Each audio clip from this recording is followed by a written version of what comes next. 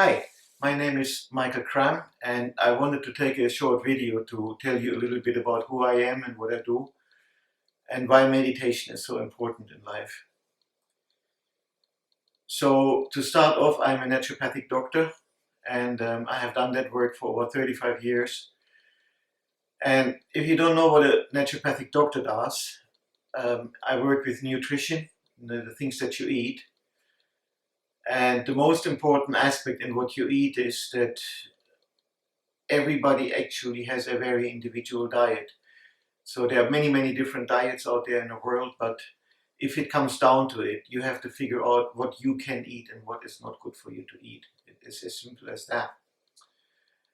So the second aspect of naturopathy is supplements, supplementation, vitamins, minerals, things that you can buy in the shop.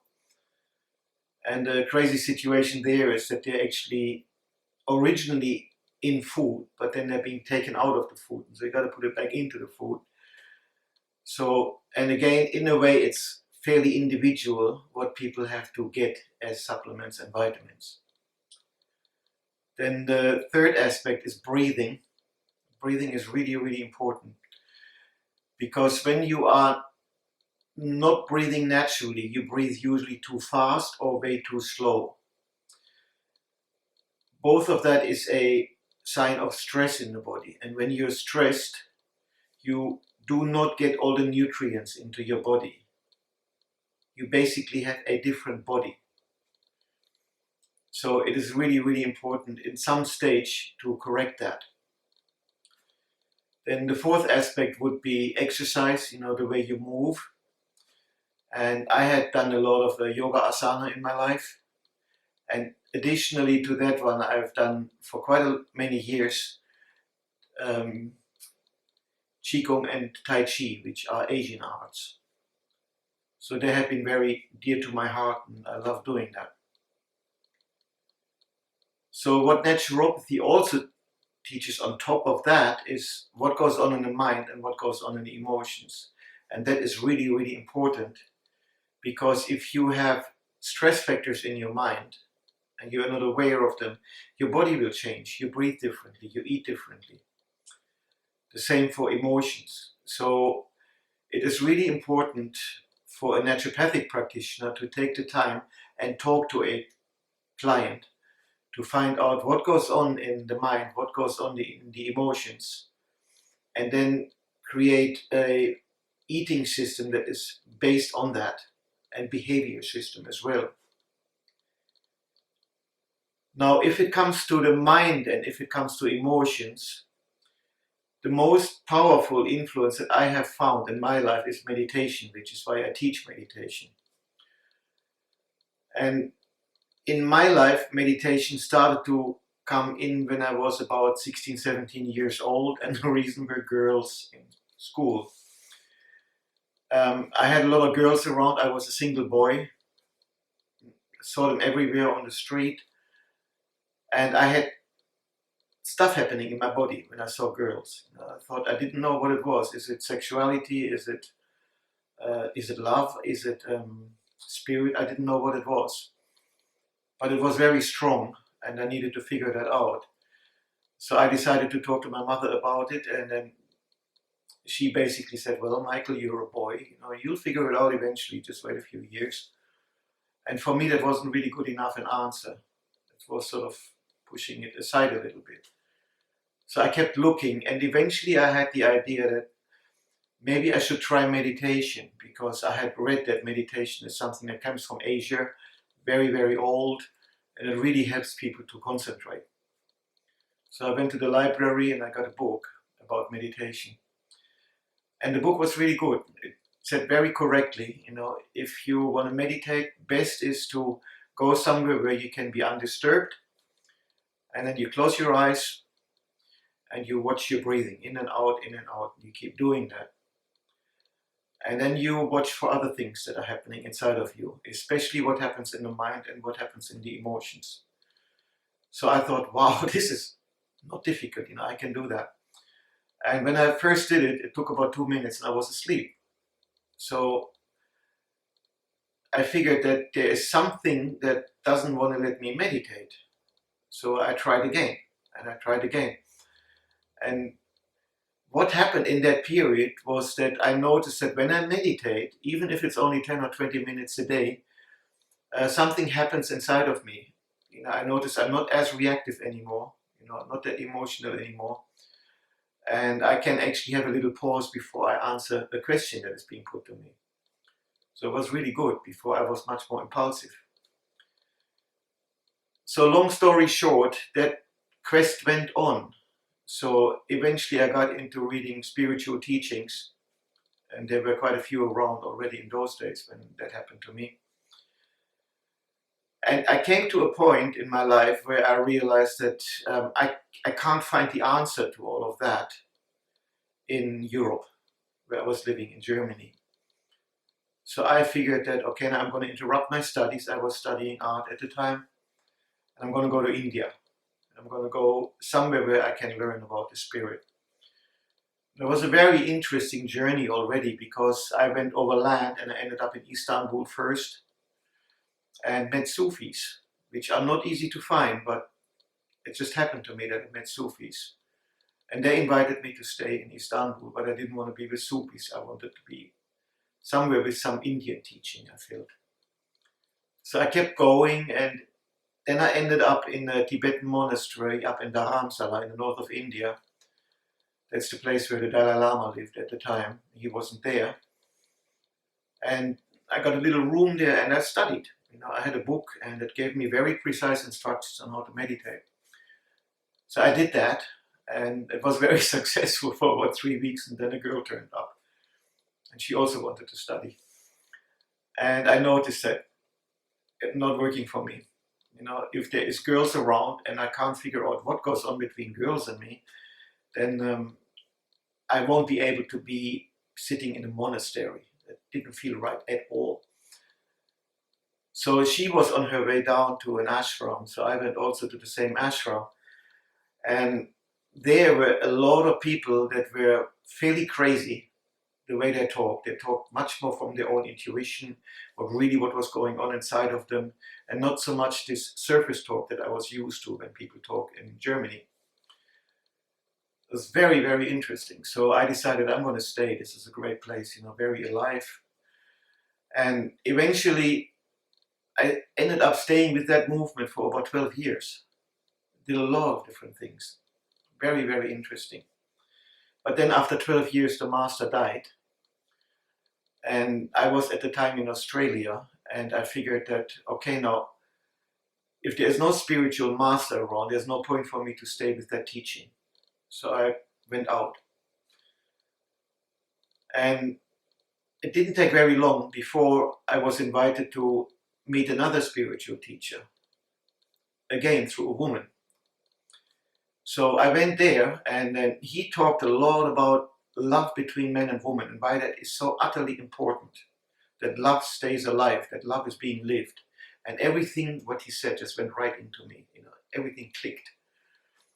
So I decided I'm going to just go with that teaching.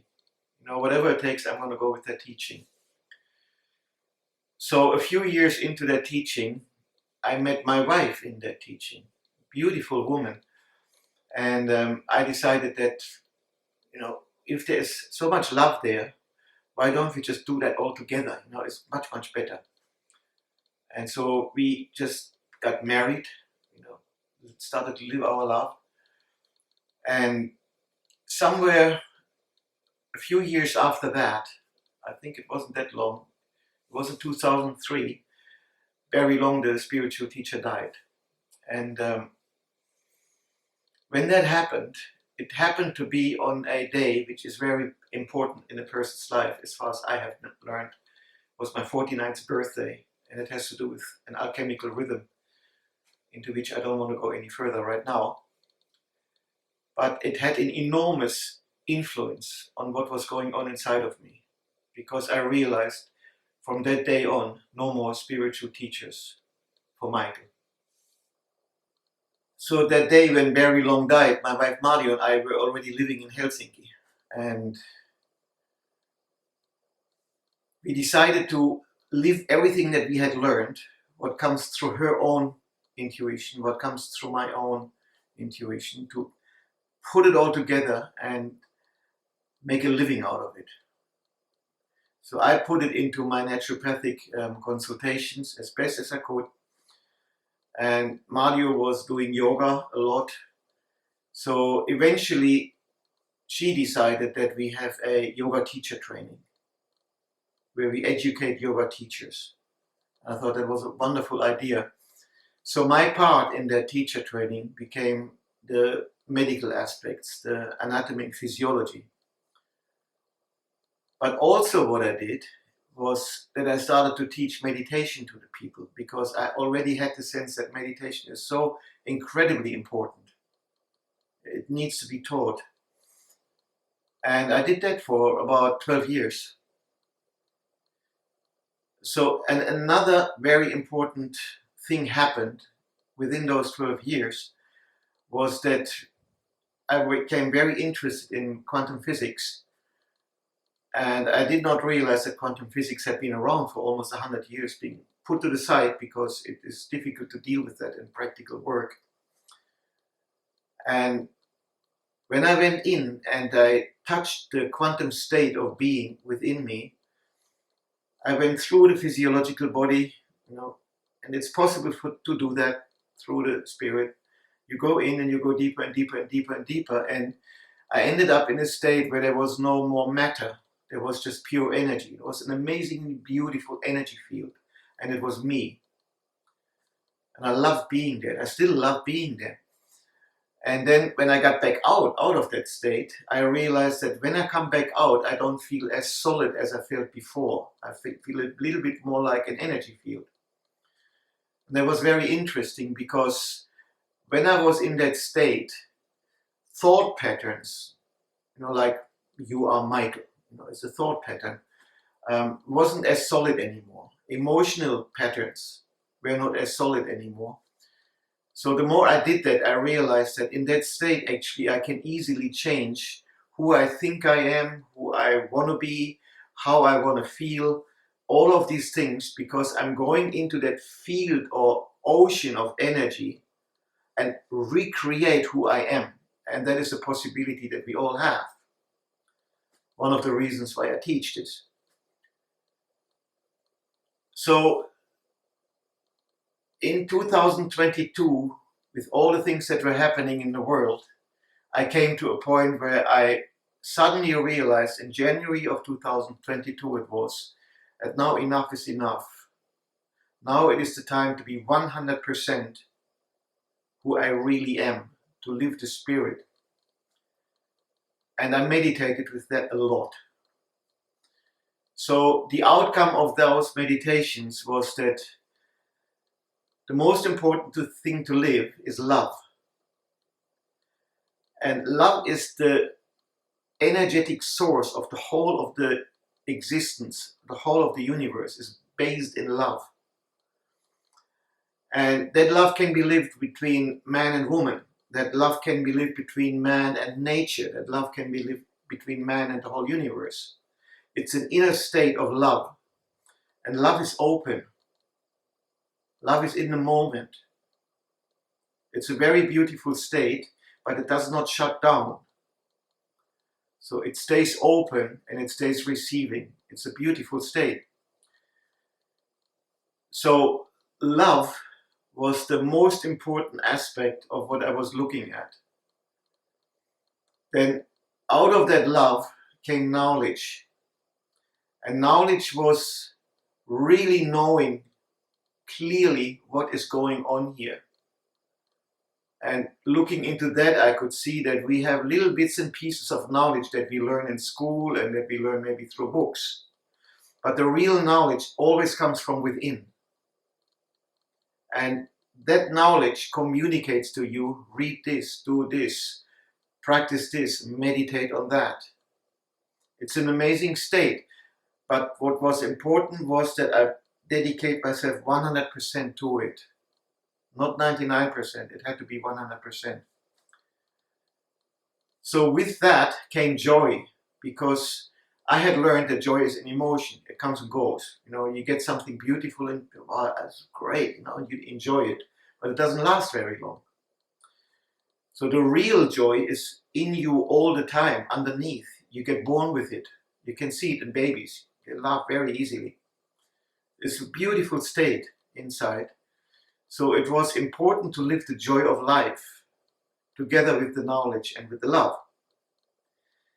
The fourth aspect there then was the spirit, because the spirit is unbelievably deep and powerful.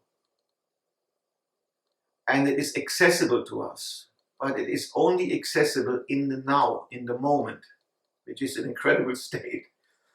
My brain tries to go back into the past or forward into the future, but my body and my whole being is continuously, moment after moment after moment, in the now. It's an amazing state. Now, when in meditation you practice being in the now, after a while you notice that the spirit starts talking to you and is very clear. It's not fuzzy or hazy. It's very clear. So for instance, as an example, you might see that the work that I'm doing is not really serving me anymore. And with that come emotions and thinking and whatever have you. So you realize that and you stay with it, and the spirit will tell you what to do next. It might say jump, try something new. This could happen. So the openness that is the spirit is incredible. It is continuously opening up more and more and more and more, so that the whole of the universe can be filled into that spirit. And you realize that you are everything. It's an incredible state of being. So if all of these four things that I have just talked about, the love, the spirit, the joy, and the knowledge, if they all come together, you actually change your life. So in this teaching, it is very important that you take what you have seen inside of you, what the spirit tells you, and you start living it. So it is a so-called upgrade to what happened in the past, where people go out into a monastery and they go into that state, but they stay within a monastery. Now, this here, your life, is the new monastery, the place where you're living, the people that you have around you. So within that state, everything that you have learned, everything that comes out of your love, everything that comes out of inquiring about true knowledge and enjoying it and being in touch with the spirit, will recreate your life. And you end up living much, much more from the now, which is very alive. So what I have just described is what I teach, because I have the sense it is really important to use everything, single bit that I have learned from life and give it on to other people. This is why I do what I do. So I thank you very much for listening to this all the way to the end. And I trust that somewhere in the future we will actually meet, because it is one thing to talk to a camera, it is another thing where I can talk to a real person that is straight in front of me. And I enjoy that. So until that happens to us, I like to say goodbye, and I like to say thank you very much for listening to what I had to tell you. Bye bye.